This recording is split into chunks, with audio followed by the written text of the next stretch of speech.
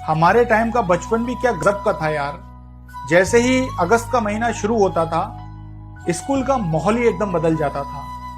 5 अगस्त के बाद तो स्कूल के अंदर पढ़ाई कम और ऑडिशन ज्यादा शुरू हो जाते थे।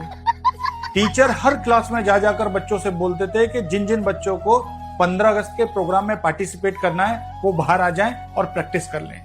फिर क्या था, कुछ बच्चे एक अलग ही अंदाज में किताबें बंद करके बैग पैक करके क्लास से ऐसे निकलते थे जैसे कि प्रधानमंत्री ने कॉल करके उन्हें बुलाया हो कि आ जाओ, देश को तुम्हारी बहुत जरूरत है।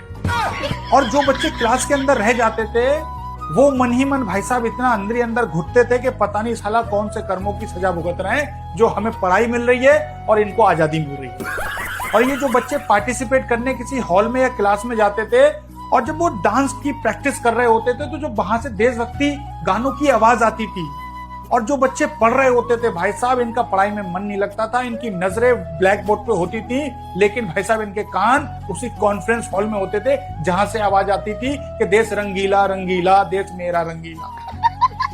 और कुछ बच्चे तो इसकी भैंस की आंख ऐसे होते थे जो पढ़ाई से बचने के लिए ही नाम लिखवाते थे कि 10 दिन पढ़ाई ना करनी पड़े, सिर्फ प्रैक्टिस करूंगा 10 दिन तक। आज हमें पता लगा कि डांस कोई टैलेंट नहीं था, बल्कि डांस पढ़ाई से बचने का एक लाइसेंस हुआ करता था उस टाइम पे। और सबसे ज्यादा जलन तो हमें तब होती थी जब ये प्रैक्टिस करने के बाद जब क्लास में एंट्री करते थे और कहते थे कि यार आज तो हमें समोसा मिला, तो साला जलन कई गुना ज्यादा बढ़ जाती थी। और जो पार्टिसिपेट किया करते थे ना, वो अपने आप को 10 दिन तक भाई साहब सेलिब्रिटी से कम नहीं समझते थे।